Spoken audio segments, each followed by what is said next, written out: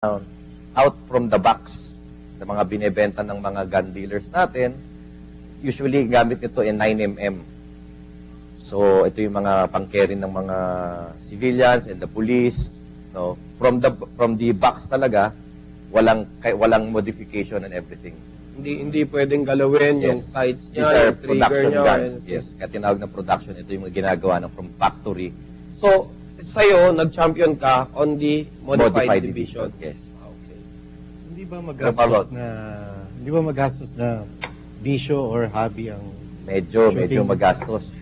Magastos din. nung mga beginner kayo, magkano ang inaalat yung budget para lang makapag-practice? Nung mga beginner pa kayo? Actually, maaga po ako nagsimula, kaya swerte pa ako dahil sponsor doon ng tatay ko. Kaya hindi ko pa ako nabibilang noon. No? Shooting professional. Nung hindi na tayo sponsor, Yun na, magastos. mabigat. Si Rico, ganun din. Nung una po, ini-sponsoran din ako ng father ko. And then, nung lumaon-laon na, sariling sikap na rin. And meron tayong mga kaibigan na tumutulong din para ma-sustain yung pagiging shooter natin. Ano ba talaga ang baril? Nasa brand siya or nasa kahit anong brand siya basta magaling yung pumutok o kailangan talaga branded na kagad yung baril mo? Actually, meron lang ibang pyesa katulad ng mga sa tingin ko yung barrel. Yun lang ang siguro ang kailangan na imported Importante. kung sakali na kailangan gamitin. Kasi ito yung nagdidetermine kung tatama na maganda yung bala. Tapos yung all the rest, kaya na natin gawin dito sa atin. Ganun na kagaling ang Pilipinas, ha? Oo, kaya natin yung mga bakal, yung mga marami na pong gumagamit Ito ng yung mga gawa natin. ito yung kung tawagin is beat and Cebu. Oo. William. Jethro, ito sinasalihan nyo itong world competition bout pabilisan at saka precision din. Kagandahan din po ng tama. Hindi ba sumagi man lang sa isipan nyo na, di ba, mag-compete din for Olympics, ASEAN, na mas malaking karangalan ang madadala nyo sa bansa? Sa taglay yung kagalingan, palagay ko, walang duda world class yung galing nyo. Actually po, gusto po namin yung sana mangyari. Ang problema po, yung Olympic body ho yata, hindi po recognized ang practical shooting. Kaya ito pong ginagawa naming event, wala po sa Olympic. Kaya hindi po kami makapaglaro sa Olympic. Hindi kayo pwedeng mag-ship yung, di ba, pwede? Magsiship.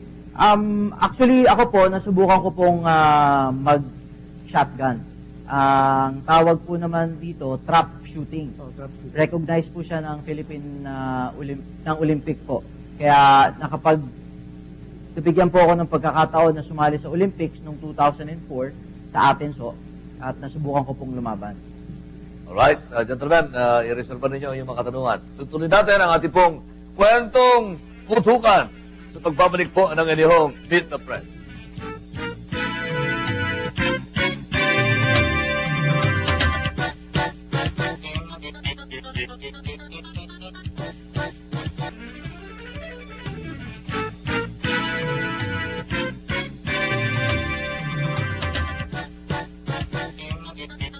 So mga kaibigan sa inyong Meet the Press at ang ating pong mga bisita, si Jethro Dionisio at si Rico Papa, parehas na world-class practical shooting champions. Pwede natin sila may pagmalaki. Sa totoo lang, bilang mga Pinoy ng pinakamahuhusay sa larangan ito. Bago ka, Mr. President, meron ako isang tanong sa kanila. Saan ba nakakabata yung galing sa pagputok? Sa gamit ba o sa tao? Minsan, sinasabi nila, mas lihado ako kasi mas mahusay yung gamit niya. Paano may papaliwanag yun? Meron po sa akin nagtatanong niyan usually mga estudyante, mga bagong shooters.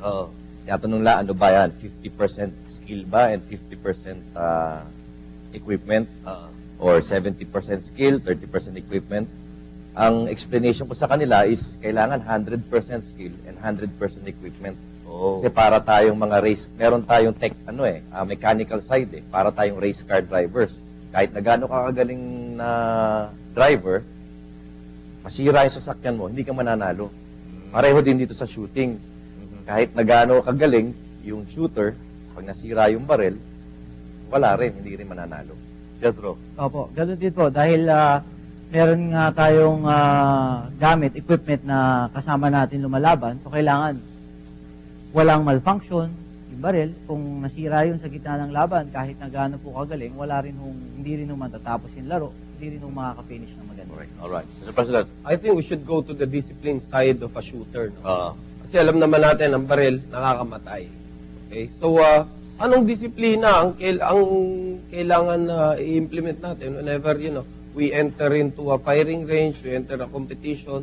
Ano ba yung mga disiplinang meron kayo na dapat sundin naman ng mga tao?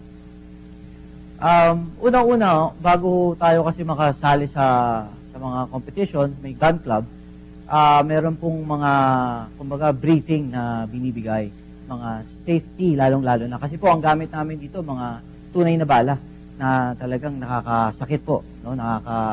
Sabihin natin nakakamatay po. Pwedeng fatal. Yeah, pwedeng fatal. Kaya, talagang yun hawak mo nung tao na may baril, yung responsibilidad po, talagang napakalaki rin. Pero this has nothing, hindi naman naiiba to sa archery. Ganun din, nakakamatay din yung archery. But bakit ganun na lang yung, let's say, yung gunless society, ayaw nila nito? Well, have you been to in trouble with your gun? Something like that? Personally, ako po, wala po. Kasi sa tingin ko, sa araw-araw po na, halos araw-araw na hawak namin yung baril namin sa pag-insayo, kumbaga, alam namin yung damage na magagawa namin dito. Correct. Kaya hindi namin basta-basta to binubunot, saka lalong-lalo na mga responsableng mga gun owner na nakarehistro po yung baril. So wala ho talaga kaming intensyon na gamitin to sa kung anong paman, kundi panglaro lang. Speaking of discipline, kunang ko lang kayo ng reaction. Siguro naman nabalitaan nyo yung nangyari sa ABS-CBN newscaster na si Cheryl Cosim. Last Monday, tinutukan siya ng barel dahil lang sa traffic altercation. Ano yung initial reaction nyo? Hindi na lang bilang world-class champion ng Pinas, kundi bilang gun owner. Ano yung initial reaction nyo nung marinig nyo yung balitang yun? Personally po, sa amin, as a group, no, ng Philippine Practical Shooters Association at saka ibang shooters, yun po yung pinakaayaw na ayaw namin kasi sila yung mga taong nanunutok ng barel. Ito yung usually hindi nagsushooting at hindi pa nila nakukuha yung discipline ng pagiging isang shooter. Kaya po nakakatakot. Ito po yung ayaw na ayaw sana naming mangyari. We heard that there is an incident na yung sa loob ng range, merong, alam mo, wag na natin banggitin yung pangalan, na bubunot daw ng baril eh. Ano yung naging sanction na ibinigay ng PPSA sa kanya noon? Na-expelled po. What do you mean expelled? Natanggal po siya sa PPSA and Hindi na siya pwedeng mag-join sa any competition? yun po ata ang pagkakalam namin. May move ba kayong ginawa para i-check kung miyembro ng PPSA yung allegedly nanutok ng baril named Richard Ordonez? May move na ginawa from PPSA part na i-check kung member ito o hindi? Palagay ko meron. Sa mga director po ng PPS, sa tingin ko po meron. Kaya lang po, hindi po kami directly involved sa asosasyon po ng PPSA. Under po kami ng mga gun clubs and as an participants po. Bilang responsible gun owners, Rico, Jetro, ano ang may papayo nyo sa mga nagmamay-ari ng baril at ano sa palagay nyo ang dapat gawin ng ating gobyerno para mas ma-regulate ang pagdala ng baril ng ligtas sa lahat ang hindi nangyayari yung tutukan o ganun. Anong dapat na gawin tingin nyo? Anong sanction o ganun? Unang-una po, sa ngayon po kasi, sa pagkuha po ng baril, lahat po ng requirements na kailangan po yung makuha, katulad doon ng mga NBI, psychiatric test, gun safety, nandyan na po yan.